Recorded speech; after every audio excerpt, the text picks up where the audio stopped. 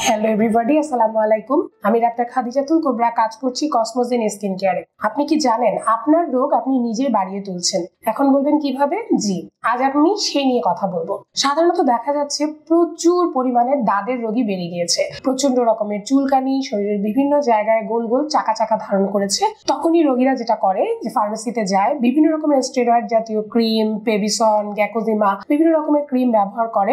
Steroid জাতীয় cream ব্যবহারের দরুন যেটা হয় যে আপনার যদি দাঁত শরীরের একটা অংশে থাকে, ওই অংশ থেকে অন্যান্য বিভিন্ন জায়গায় ছড়িয়ে পড়ে। এছাড়া দেখা যায় অনেকে ওই জায়গায় প্রচন্ড লেভেলের চুলকায় এবং হাত না ধুয়ে ওই হাত অন্য যেই কোনো বডি পার্টে স্পর্শ করলে ওই জায়গাগুলোতেও কিন্তু ওই টিনিয়া ইনফেকশন বা দাঁত রোগটি ছড়িয়ে পড়ে। এছাড়া ওই হাত দিয়ে পরিবারের অন্যান্য সদস্যদের সাথে জীবনযাপনের বিভিন্ন ক্ষেত্রে তাদের মাঝেও ছড়িয়ে পড়ে। তাই আপনাদের কাছে অনুরোধ থাকবে, আপনারা না জেনে না বুঝে ফার্মেসিতে গিয়ে পেবিসন, গ্যাকোজিমা জাতীয় ইত্যাদি বিভিন্ন রকমের স্টেরয়েড জাতীয় বা এরকম মলম ব্যবহার না করে সবার আগে একজন ডাক্তারের শরণাপন্ন হবেন এবং ডাক্তারের পরামর্শ অনুযায়ী ঔষধ সেবন বা মলম ব্যবহারের মাধ্যমেই এই রোগকে সারিয়ে তোলা সম্ভব। নিজে নিজে ফার্মেসিতে গিয়ে নিজের ক্ষতি করবেন না। সবাইকে অনুরোধ রইল। খোদা হাফেজ, আসসালামু আলাইকুম।